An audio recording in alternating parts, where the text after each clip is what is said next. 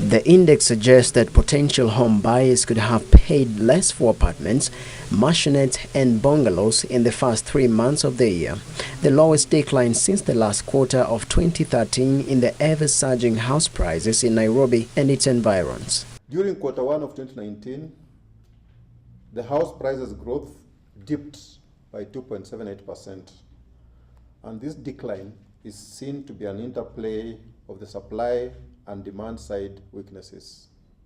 With high-end market segment facing glut, affordability of finished houses still remains out of reach for potential homeowners, a factor Kenya Bankers Association attributes to harsh economic times that has seen them prioritize household needs. KBA backs the Kenya Mortgage Refinance Company to boost uptake. And what KMRC is going to do is effectively issue instruments in the market, long-term in nature, and by virtue of the fact that it's a fairly solid institution, they're able to leverage on that name to be able to issue instruments in the market at a lower rate. So not only is it at a lower rate, but also long-term.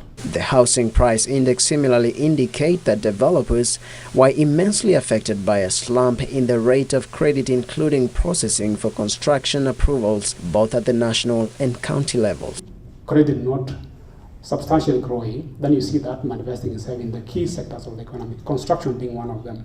And as Abel said, when you see credit behaving as a demand in the construction sector generally, that's a very good proxy or an indication of what's happening in the housing market. So the credit conditions have been generally tight across the market, and more so to those segments that have actually been historically getting abundance of credit.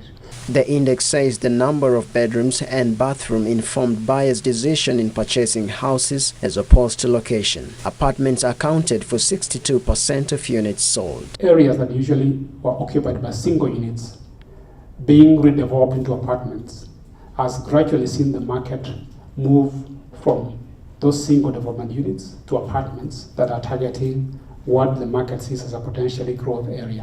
And that's really the reason why we have seen over the time that apartments tend to take a big chunk of what are the concluded transactions in the market. Brian Itava, Channel One Business.